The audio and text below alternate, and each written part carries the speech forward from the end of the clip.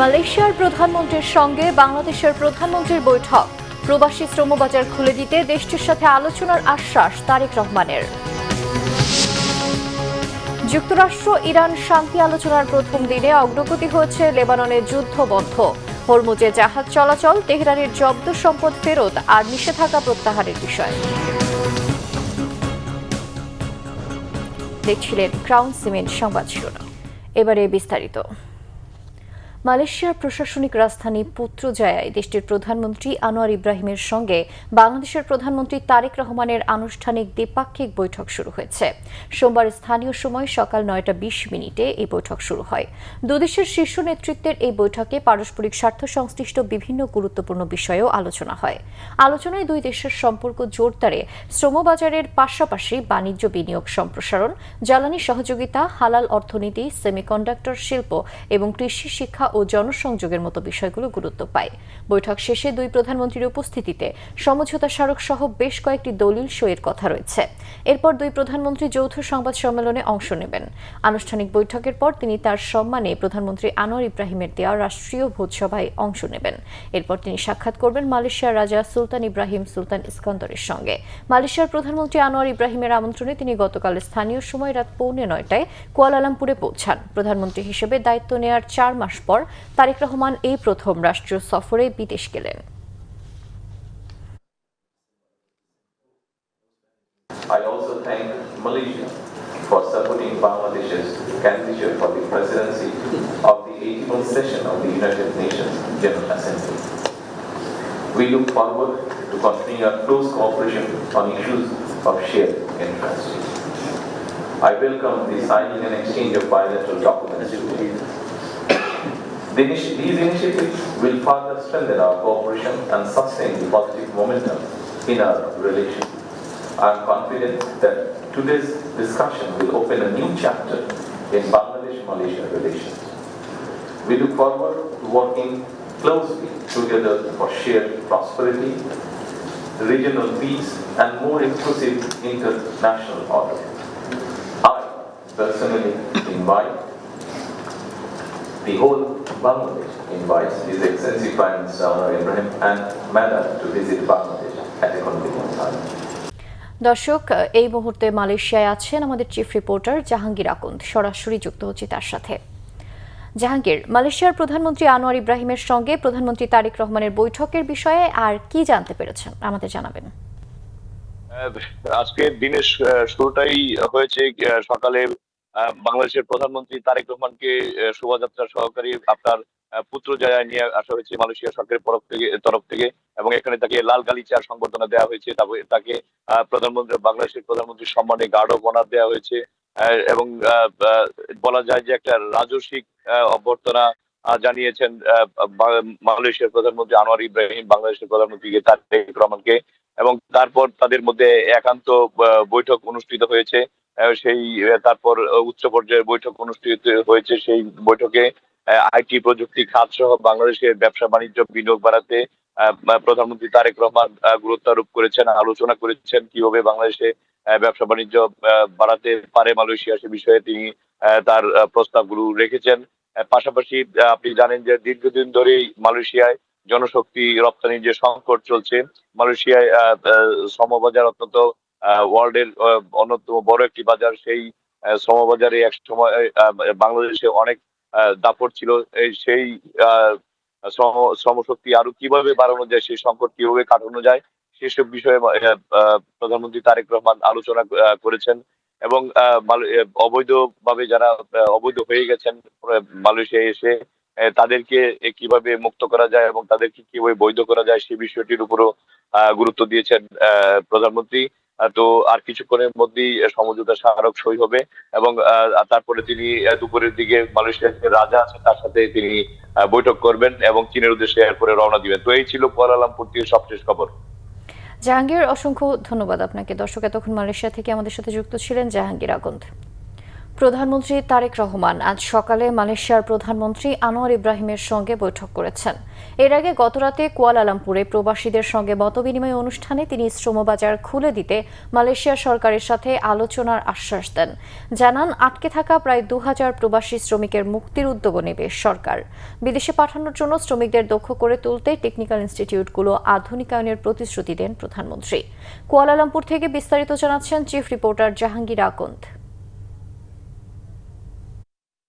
নির্বাচিত হবার পর প্রথম মালয়েশিয়া সফর করছেন প্রধানমন্ত্রী তারেক রহমান। স্থানীয় সময় রাত ৮টা ৪৫ প্রধানমন্ত্রীকে বহনকারী বাংলাদেশ বিমানের বিশেষ ফ্লাইট কুয়ালালামপুরের বুঙ্গারায়া কমপ্লেক্সে এক্সক্লুসিভ ভিভিআইপি টার্মিনালে অবতরণ করে।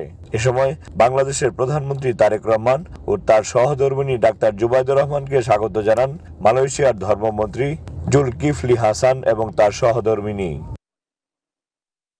প্রধানমন্ত্রী ও তার সহধর্মিণীকে জানানো হয় লাল গালিচার সংবর্ধনা এবং প্রদান করা হয় গার্ড অব অনার। এ সময় দুই দেশের জাতীয় সঙ্গীত বাজানো হয়। এরপর বিমানবন্দর থেকে প্রধানমন্ত্রীকে বিশেষ মোটর শোভাযাত্রা সহকারে কুয়ালালামপুরের সাংগ্রিলা হোটেলে নিয়ে যাওয়া হয়। সেখানে সুধী সমাবেশে যোগ দেন প্রধানমন্ত্রী। এ সময় প্রধানমন্ত্রী তারেক রহমান বলেন, প্রবাসীরা বাংলাদেশকে গড়ার পাশাপাশি যে দেশে আছেন সেটাকে গড়ে তুলছেন। অন্য দেশ গড়ে তুলতে পারলে নিজের দেশ কেন গড়ে তোলা যাবে না সে প্রশ্ন রাখেন তিনি। প্রধানমন্ত্রী বলেন, মালয়েশিয়ার প্রধানমন্ত্রী আনোয়ার ইব্রাহিমের আমন্ত্রণে তিনি এসেছেন। শ্রমিকদের সমস্যা কিভাবে কাটানো যায় সে ব্যাপারে চেষ্টা করবে বাংলাদেশ সরকার। আপনারা যেমন দেশের এখানে থেকে কষ্ট করে যেই কষ্টটা করছেন তার বিনিময়ে যেই অর্থটি পাচ্ছেন এবং সেটি যখন দেশে পাঠাচ্ছেন সেটা যেমন বাংলাদেশের জন্য উপকার হচ্ছে, ঠিক এই দেশটিকে গড়তেও কিন্তু আপনারা সাহায্য করছেন। এই দেশটিকে গড়ে ওঠার জন্যও কিন্তু আপনারা কাজ করছেন। অর্থাৎ আপনারা একসাথে কিন্তু ওই নেবে বলা যে দুটো দেশ গড়ে তুলছেন ধীরে ধীরে। এক নিজের দেশ, দুই যে দেশে আপনারা আছেন সে দেশটি। তা আমরা অন্য দেশ যদি গড়ে তুলতে সাহায্য করতে পারি তা আমরা কেন নিজের দেশ করতে পারবো না? ডেফিনেটলি পারবো। প্রধানমন্ত্রী বলেন, আগের ১,০০০ কোটি টাকা দেনা নিয়ে কাজ শুরু করেছে সরকার। সব প্রতিষ্ঠান ধ্বংস করে দেওয়া হয়েছে, তবে হতাশ হওয়ার কোনো কারণ নেই। সেজন্য সবাইকে পরিশ্রম করতে হবে এবং ধৈর্য ধরতে হবে। অনেক দিন ধরে যে কোনো কারণেই হোক আমাদের দেশ থেকে এখানে মানুষ আসতে পারছে না, কাজ নিয়ে জব নিয়ে এখানে আসতে পারছে না। একটি সমস্যা হয়তো তৈরি হয়ে আছে। আমরা তাদের সাথে আলোচনা করব ওনাদের সাথে যে এই সমস্যাটা আমরা কিভাবে কাটিয়ে উঠতে পারি। এটি যেরকম একটা আছে, একই সাথে আমাদের অনেক প্রবাসী ভাইরা আছে যারা বিভিন্ন কারণে, তাদের অনিচ্ছাকৃত কারণ হোক, বিভিন্ন কারণে অনেকেই বিভিন্নভাবে এই দেশের আটকে আছেন, দেশে ফিরতে পারছেন না। যতটুকু আমাদের কাছে হিসাব আছে প্রায় ২,০০০-এর কাছাকাছি হবে মানুষ, কোথায় বিভিন্নভাবে মিলিয়ে মানুষগুলো বিভিন্ন জায়গায় আটকে আছে। আমরা চেষ্টা করবো এই মানুষগুলোকে কিভাবে এখান থেকে মুক্ত করা যায়, অন্তত ওনাদের সাথে আলোচনা করব এখানকার সরকারের সাথে। মালয়েশিয়ার ব্যবসায়ী আইটি ইন্ডাস্ট্রির সাথে জড়িতদের বাংলাদেশে বিনিয়োগের বিষয়টি আলোচনা করা হবে বলে জানান প্রধানমন্ত্রী। আমরা জানি মালয়েশিয়া সেমিকন্ডাক্টর বা কম্পিউটার বা আইটি এই সেক্টরে ভালো। আমরা চাই যে তাদেরকে বাংলাদেশে আমন্ত্রণ জানাতে, এই দেশের ব্যবসায়ীদেরকে আমন্ত্রণ জানাতে বাংলাদেশে, যে তারা এই সেক্টরগুলো, আইটি হোক, এখানে অনেক ইন্ডাস্ট্রিজ আছে, ছোট ছোট অনেক ইন্ডাস্ট্রিজ আছে, টয় ইন্ডাস্ট্রি আছে, ইলেকট্রনিক ইন্ডাস্ট্রি আছে, এগুলো দেশে তারা ইনভেস্ট করবে কিনা, বাংলাদেশে ইনভেস্ট করবে কিনা। অর্থাৎ আমরা শুধু একটা জায়গায় সীমাবদ্ধ থাকতে চাইছি না। ডিগ্রি পর্যন্ত মেয়েদের বিনা বেতনে পড়ার সুযোগ করে দেওয়া হবে বলে জানান প্রধানমন্ত্রী তারেক রহমান। যখন বড় হবে। জাহাঙ্গীর আকন্দ, বাংলা ভিশন, কুয়ালালামপুর, মালয়েশিয়া।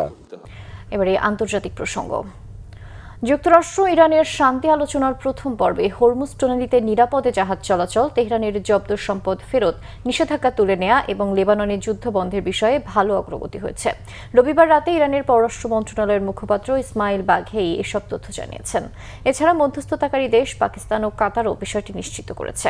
মধ্যস্থতাকারীরা এটিকে উৎসাহব্যঞ্জক অগ্রগতি হিসেবে উল্লেখ করে জানায়, প্রথম দিনের বৈঠকে মধ্যস্থতা তদারকির জন্য একটি উচ্চ পর্যায়ের কমিটি ৬০ দিনের মধ্যে একটি চূড়ান্ত চুক্তিতে পৌঁছানোর জন্য রোডম্যাপ এবং লেবাননের সামরিক অভিযানের অবসান নিশ্চিতে একটি সংঘাত নিরসন সেল গঠনে সম্মত হয়েছে যুক্তরাষ্ট্র ও ইরান। হরমুজ প্রণালী দিয়ে নিরাপদে জাহাজ চলাচলের জন্য একটি ব্যবস্থা নিয়েছে ইরান। বৈঠকে তেহরানের জব্দ সম্পদ ফেরত দেয়া এবং তেল বিক্রির জন্য প্রয়োজনীয় লাইসেন্স দেওয়ার বিষয়ে আলোচনায় ভালো অগ্রগতি হয়েছে বলে জানান ইরানের পররাষ্ট্র মন্ত্রণালয়ের মুখপাত্র। এর আগে রবিবার বিকালে সুইজারল্যান্ডের বুর্গেনস্টক শহরে দীর্ঘ প্রতীক্ষিত শান্তি আলোচনার প্রথম পর্ব শুরু করে ইরান যুক্তরাষ্ট্র।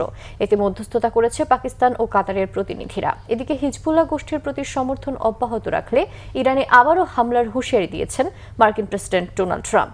এ ধরনের বাগাড়ম্বরের বিষয়ে প্রেসিডেন্ট ট্রাম্পকে সতর্ক থাকার আহ্বান জানিয়েছেন ইরানের পার্লামেন্টের স্পিকার বাগের গালিবাফ। এই ছিল এখনকার মতো, পরের সংবাদ সকাল 11টায়। এছাড়া বাংলা ভিশন সংবাদ ও সংবাদ সংশ্লিষ্ট অনুষ্ঠান দেখতে ভিজিট করুন www.bvnews24.com ও facebook.com/banglavisionnews এবং সাবস্ক্রাইব করুন youtube.com/banglavisionnews। ধন্যবাদ।